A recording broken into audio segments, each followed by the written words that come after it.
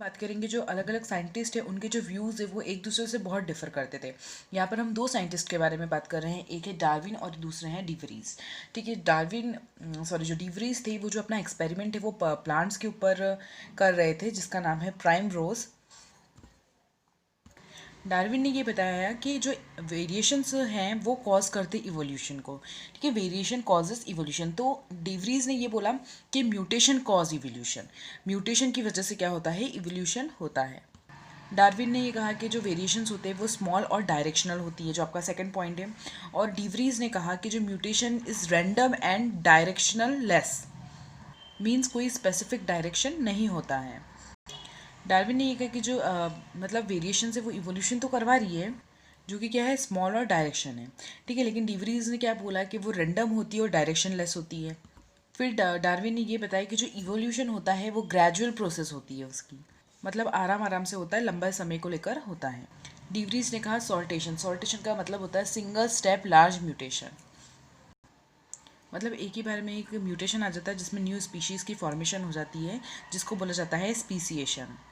Speciation का मतलब ये होता है the process of formation of new species. तो इस तरीके से इन दोनों साइंटिस्ट के व्यूज़ के अंदर डिफरेंसेस हैं। डार्विन के हिसाब से जो इवोल्यूशन था वो वेरिएशंस करवा रहा था और डिवरीज के हिसाब से म्यूटेशन। अब जो नेक्स्ट है हमारा वो है हार्डी एंड विंडबर्ग इक्विलिब्रियम। ठीक है, आपकी बुक में मेंशन है हार्डी एंड विंडबर्ग प्रिंसिपल के नाम से। ठीक है, पेज नंबर 136 पर ये कहता है कि जो एलील की या जो जीन की जो फ्रीक्वेंसी होती है किसी भी जीन पूल में, किसी भी एक पॉपुलेशन में, वो जनरेशन आफ्टर जनरेशन कांस्टेंट रहती है। और इसका जो सम रहता है, जो सम टोटल होता है फ्रीक्वेंसी का, वो किसके बराबर होता है, 1 के बराबर। और इन्होंने इसमें एक इक्वेशन भी दी थी जिस जो है p square plus 2pq plus q square equals to 1। यहाँ पर जो p है वो एलिल ए को रिप्रेजेंट कर रहा है, और जहाँ पर ये एक कैपिटल ए को रिप्रेजेंट कर रहा है तो एक स्मॉल ए को रिप्रेजेंट करेगा। तो जब हम कैपिटल ए के बारे में बात करेंगे तो पी स्क्वायर हो जाएगा, और जब हम स्मॉल ए के बारे में बात करेंगे तो वो क्यू स्क्वायर हो जाएगा।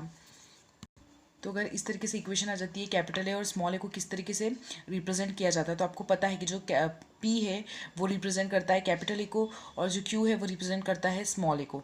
तो हम लिख सकते हैं ना, पी का क्या है कैपिटल ए, क्यू का क्या है स्मॉल ए। तो इस तरीके से हम बता सकते हैं। क्योंकि जब आप हार्डी एंड विंडबर्ग की इक्वेशन को देखोगे तो जो हिट्रोसाइगस कंडीशन है उसको कौन रिप्रेजेंट कर रहा है, उसको रिप्रेजेंट कर रहा है 2pq। तो इन दोनों साइंटिस्ट ने मिलकर क्या बोला था, हार्डी एंड विंडबर्ग ने, कि किसी भी एक पॉपुलेशन में जीन फ्रीक्वेंसी या एलीली फ्रीक्वेंसी होती है वो कांस्टेंट रहती है generation after generation, and the sum total of all the alleles वो किसके बराबर होता है, 1 के बराबर होता है।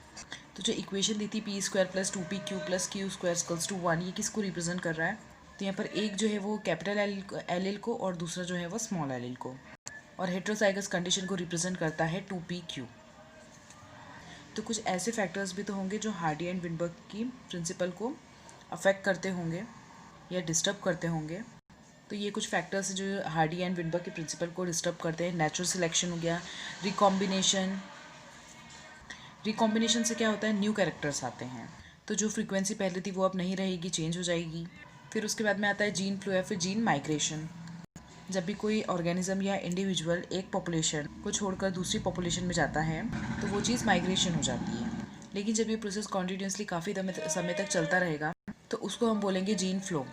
फिर नेक्स्ट होता है जेनेटिक ड्रिफ्ट। ये भी एक बहुत इंपॉर्टेंट फैक्टर है जो जीन या फिर एलील की फ्रीक्वेंसी को डिस्टर्ब कर सकता है।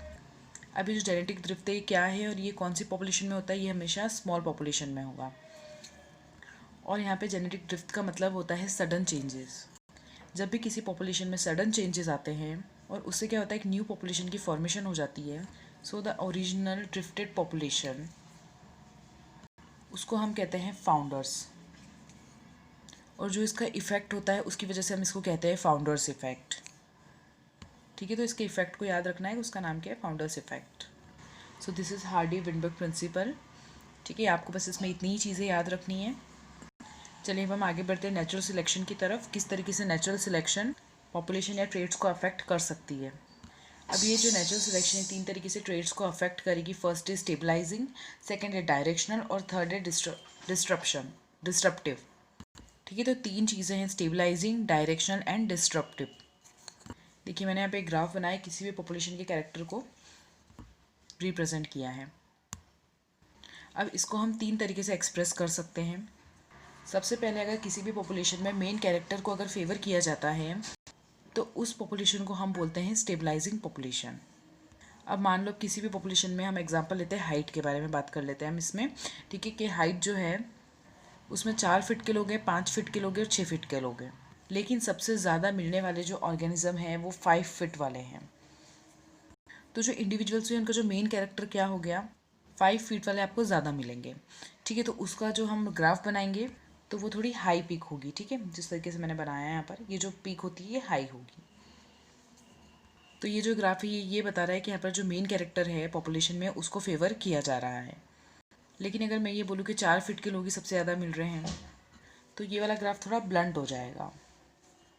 इसका मतलब ये कि पीक इतनी ज़्यादा शार्प नहीं है, मतलब यहाँ पर जो मेन कैरेक्टर है उसको फेवर नहीं किया जा रहा है, अदर देन मेन कैरेक्टर को हम फेवर कर रहे हैं। क्यों? क्योंकि यहाँ पर जो इसकी टिप है वो पॉइंटेड नहीं है। तो यहाँ पर मेन कैरेक्टर के अलावा या तो 4 फुट हो सकता है या फिर 6 फुट हो सकता है। तो इस कारण से ये जो ग्राफ हो गया ये कौन सा हो गया, डायरेक्शनल, ठीक है। सबसे पहला कौन सा था, स्टेबलाइजिंग। लेकिन इसमें एक थर्ड कंडीशन और हो सकती है जिसमें मेन कैरेक्टर के अलावा और जो दोनों पेरिफेरल वैल्यूज़ है यानी कि किनारे वाली, मतलब 4 फीट और 6 फीट, अगर इन दोनों ही वैल्यूज़ को फेवर किया जा रहा है तो जो इस तरीके का जो ग्राफ बनेगा उसको हम बोलेंगे डिस्रप्टिव, ठीक है। तो जब भी किसी एक पॉपुलेशन के अंदर नेचुरल सिलेक्शन करता है तो वो किस तरीके से ऑपरेट करेगा, वो 3 तरीके से ऑपरेट करेगा, स्टेबलाइजिंग, डायरेक्शनल एंड डिस्ट्रप्टिव। देखो यहाँ पर हमने क्या मेन कैरेक्टर देखा था, यहाँ पे अदर देन मेन कैरेक्टर, ठीक है, और यहाँ पर पेरिफेरल वैल्यूज़ यानी कि किनारे वाली वैल्यूज़, अंडरस्टैंड। या फिर आप बोल सकते हो एक्सट्रीम वैल्यूज़ को फेवर किया जाता है। तो ये आपका नेचुरल सिलेक्शन का टॉपिक है।